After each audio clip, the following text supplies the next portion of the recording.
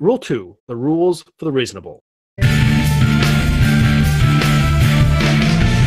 Rule 2, the rules for the reasonable. Fight violence with violence and words with words. This concept is based on the principle of proportionality and meekness. Proportionality is the principle that you should only respond or escalate aggression proportionally to the situation. Meekness means strength under control. These principles are the core of the peaceful warrior, capable of great acts of violence, but wise and disciplined only to resort to violence when there is no better option. The peaceful warrior does not lose control when someone insults them. They would prefer to create a new ally, but are always prepared to bury their enemies. There are some people who can not be reasoned with. Some people are too far gone, too filled with hate, or too damaged to be changed. These people, for whatever reason, are willing to kill you and destroy everything you hold dear. You need to accept this. You must have the bravery to be willing to fight for what you love. You must be willing to fight for your country, your community, your family, your human rights. However, this bravery does not mean you should become a violent zealot that attacks anyone that crosses you. Always remember that you must both have the strength and determination to act, but also the wisdom and control to only use violence when faced with violence. There is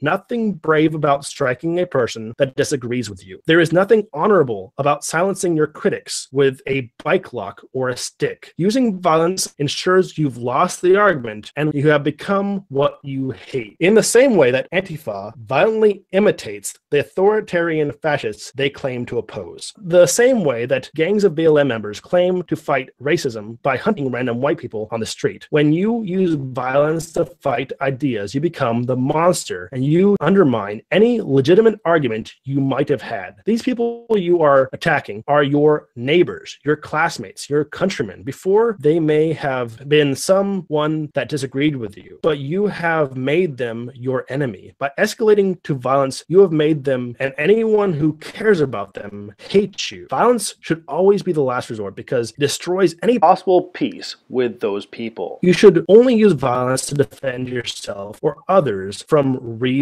violence. Social justice warriors claim that using the wrong words or holding the wrong opinions is verbal violence. They claim that using facts to disprove their madness is offensive and harmful. They will claim that white people are oppressive merely by existing. Their warped definition of what violence is used to justify their oppression and violent behavior. You must never be so weak-minded or thin-skinned that you believe someone holding an opposing opinion is an attack upon you as a person. Instead of using violence to combat bad ideas, simply disprove it and replace it with better ideas. If you strike a man, you did not destroy his idea. However, if you teach a man the error of his ways, the idea no longer lives in this mind. This person you have shown the truth now is your ally and can join you in fighting that idea. As your better idea spreads, it will peacefully replace the bad ideas and inoculate others from being susceptible to bad ideas. It takes more bravery to enter debate, opening yourself to critique and ridicule, than it is to join a gang and don black masks and assault people in the streets and destroy property. Those are not the actions of revolutionaries. Those are the actions of terrorists. The challenge for you here is simple. Be brave enough and wise enough to never fight words with violence. Brave enough to respond to violence with violence. Lastly, do not support your political peers that break rule number 2. There's a brilliant comment in there while you're reading. Someone wrote, "Reading live turns Dyer into William Shatner." Oh, and that was written by, that was me. Oh, okay, sorry. Thanks. Appreciate it. James Lukey said, what happens when it comes in case of rape, child abuse, etc.? How should one react to such? I assume there are other rules that may cover these things. So first off, are those not violent actions? Yeah, those are violent actions. Violence you just described is rape violence? Okay, yeah, but is child abuse violence? Yes, but there's two ways to take that, right? There's like, are you catching someone in the act, or are you, confronting someone who previously did that act, whether or not you meet them with violence? So I see the death penalty as being an act of violence. So I see the death penalty as being an act of violence. Killing someone for life as being an act of violence. However, it can be justified if they are responding to an act of violence, right? So like you said, if you're walking up on someone who is trying to rape someone or do child abuse, abuse, then yes, it was reasonable to respond to a violent incident with violence. And if this is after the fact, then I would say this person needs to be brought to justice. And the way of doing that would be, depending on the situation, prison time or death penalty, depending on what the situation was. And both of those are responding to violence with violence, in my opinion. Because you're not using words at that point when you force someone to be in jail, right? No, you're not. You're not imprisoning them with your words, are you?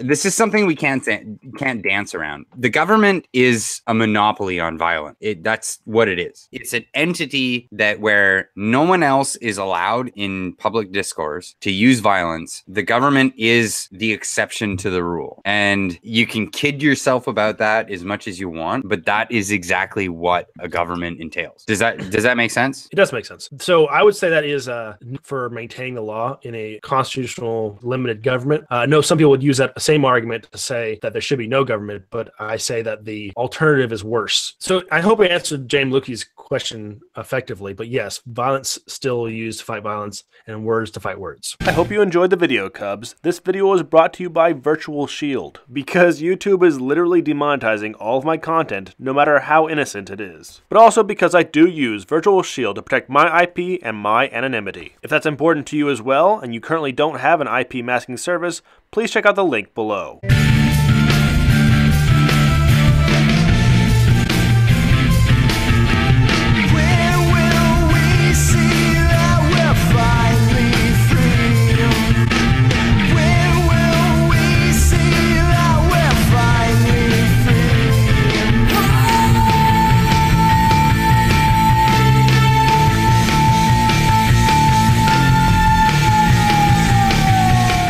Hello Cubs, thank you for watching. If you liked the video, please hit that like button, and if this is your first time and you want to see more content from me, please subscribe. And if you want YouTube to ignore your request for notifications from my channel, hit that bell button. It won't do anything, but at least you'll feel like you accomplished something. And if you want to support my channel financially, please check out my Patreon. Even $1 a month goes a long way. Monthly donations through Patreon, buying stuff from my merchandise store, or simply by watching and liking my videos. No matter what way you choose to support my channel, I thank you very much for your support.